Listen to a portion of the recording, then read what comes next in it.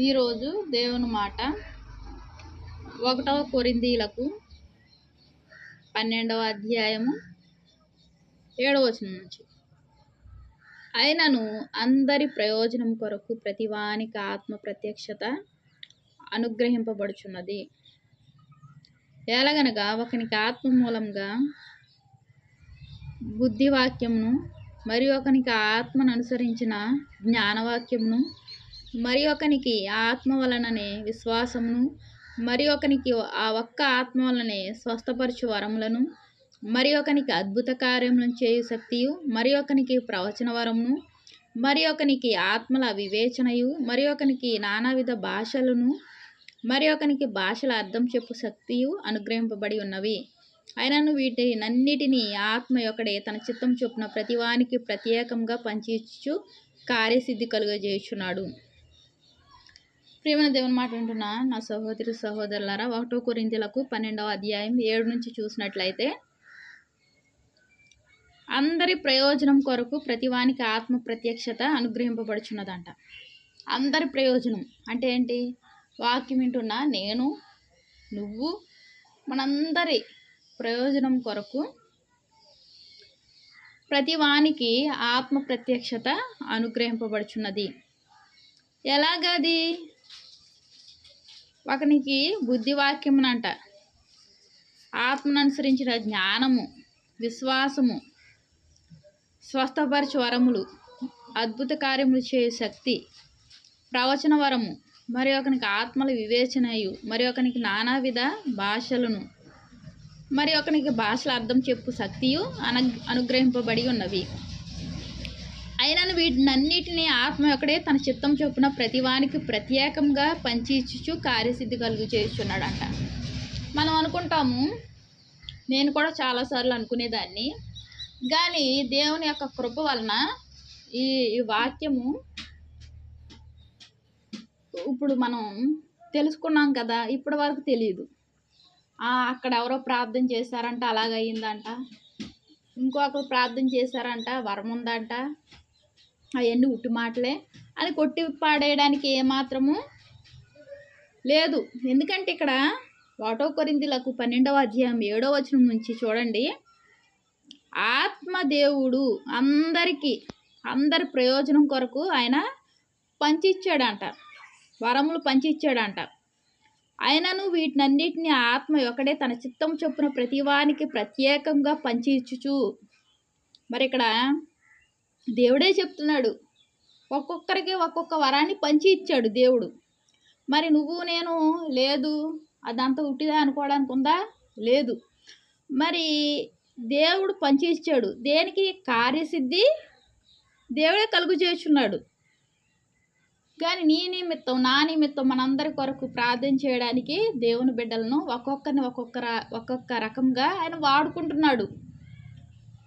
ఒక్కొక్కరికి అద్భుతాలు చేసే వరాన్ని ఇచ్చాడు, ఒక్కొక్కరికి స్వస్థపరిచే వరాన్ని ఇచ్చాడు, ఒక్కొక్కరికి వాక్యాన్ని చెప్పే వరాన్ని ఇచ్చాడు, వాటిలో అర్థాన్ని చెప్పడానికి ఇంకొకరికి ఇచ్చాడు. అలాగా ఆత్మదేవుడు ఒక్కొక్కరికి ఒక్కొక్క వరాన్ని పంచి ఇచ్చాడంట. మరి మనం కాదు అనడానికి ఏమాత్రం వీల్లేదు. ప్రియమైన దేవుని మాట వింటున్న వాళ్ళారా, మనము ప్రార్థన మన యొక్క ప్రయోజనం కొరకు, అందరి ప్రయోజనం కొరకు ఆయన ప్రతి ఒక్కరికి ఆయన ప్రత్యక్షత అనుగ్రహించిన కారణాన్ని బట్టి మనం ఏం చేయాలి? ఆయన ప్రత్యక్షతను నువ్వు నేను కూడా పొందాలి. మనం ఎక్కడికో వెళ్ళి ప్రార్థన చేయించుకోవడం మంచిదే, కానీ అటువంటి అనుభవాన్ని నువ్వు నేను కూడా పొందాలని దేవుడు ఆశపడుతున్నాడు. అందరి కొరకు, అందరి ప్రయోజనం కొరకు ఆయన ప్రత్యక్షత అనుగ్రహించాడు. కాబట్టి మరి ఆ ప్రత్యక్షతలో నువ్వు నేను ఉంటున్నామా లేదా చూసుకోవాలి. మరి నువ్వు ప్రార్థన చేస్తే కార్యాలు జరుగుతున్నాయా? మరి నేను చేస్తే కార్యాలు జరుగుతున్నాయా? మనం ఆలోచించుకోవాలి. కార్యాలు జరగాలి అంటే మన ప్రార్థనలో పట్టుదల ఉండాలి. కార్యాలు జరగాలి అంటే మనం ఏం చేయాలి? విశ్వాసం కలిగి ఉండాలి. కార్యాలు జరగాలి అంటే ఆయన యొక్క ముఖ దర్శనము చేసుకోవాలి. ఎప్పుడెప్పుడు? ఉదయం, మధ్యాహ్నం, సాయంత్రం వేళ సమయంలో. ఆ 3 సార్లేనా? ఇంకా నీకు సమయం దొరికితే ఎన్నిసార్లు చేసుకుంటే అన్ని దీవులే నీకు. ఆయన నీకు కూడా అటువంటి అనుభవాన్ని అనుగ్రహిస్తాడు. దైవజనులు, యాజకులు, ప్రవక్తలు వీరికి మాత్రమే కాదు, మనకు కూడా అనుగ్రహిస్తాడు దేవుడు. ఆయన ప్రత్యక్షత మనం కూడా పొందుకుంటాము. అంత మాత్రమే కాకుండా ఆయన ఏం చేస్తాడు, ప్రతి వానికి ప్రత్యేకంగా పంచి ఇచ్చుచు తన చిత్తం చొప్పున ప్రతి వానికి, మరి ఆయన చిత్తంలో ఉన్న ప్రతి వానికి ప్రత్యేకంగా పంచి ఇచ్చుచు. ఏంటవి పంచి ఇచ్చుచు? వరాలు, శక్తిగల కార్యాలు, అద్భుత కార్యాలు పొందుకునే శక్తి ఇతరులకు మనం ప్రార్థన చేయడం ద్వారా జరిగే శక్తిని కూడా మనం పొందుకుంటాము. ప్రతి వానికి ఆయన ఇచ్చే దేవుడుగా ఉన్నాడు. కార్యసిద్ధి కలుగు చేసేది ఆయనే. నీ ద్వారా దేవుడు ఏం చేస్తాడు? ఇతరులకు మేలు కలుగు చేస్తాడు. నీ ద్వారా నీ కుటుంబానికి, నా ద్వారా నా కుటుంబానికి, అలాగే మన యొక్క భక్తి జీవితాన్ని ఆశపడి మన దగ్గర ప్రార్థన చేయించుకునే వారికి కూడా మేలు కలుగుతుంది. మరి ఈ రోజు నుంచి మనం కూడా అక్కడ అలాగా ఇక్కడ ఎలాగా అనుకోకూడదు. ప్రతి వానికి ఆయన ప్రత్యక్షత పొందిన వారందరికీ ఆయన వరాలు ఇచ్చాడు కాబట్టి ఈ వచనంలో స్పష్టంగా వ్రాయబడి ఉంది. మరొకసారి చెప్తాను వినండి.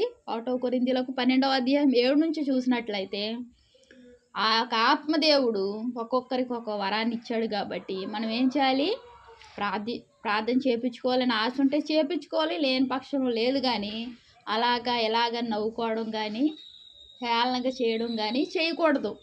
ఎందుకంటే ఆయన చిత్తం చొప్పున ఆ యొక్క వరాలను పంచి ఇచ్చాడు దేవుడు. ఆ గొప్ప దేవుడు పంచి ఇచ్చాడు. మరి అటువంటి వరాలని నేను కూడా పొందుకుంటే ఇంకా మన జీవితాలు ధన్యమవుతాయి. దేవునికి వందనాలు. ప్రార్థన చేసుకుంటాం. మహాప్రేమగల తండ్రి, కృపగల నాయన, దయామేడ నీకు ఎన్నో వందనాలు, స్తోత్రాలయ్యా.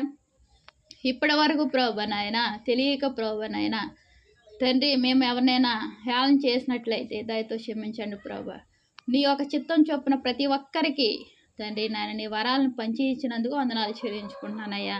అంత మాత్రమే కాకుండా నీ ప్రత్యక్షత అందరి ప్రయోజనం కొరకు నువ్వు అనుగ్రహిస్తున్నావు తండ్రి నాయన. మేము కూడా నీ ప్రత్యక్షతను పొందుకొని అనేక మంది కొరకు ప్రార్థన చేయులాగన తండ్రి మాకు బలమైన నీ ఆత్మను మాపై కుమ్మరించండి అయ్యా.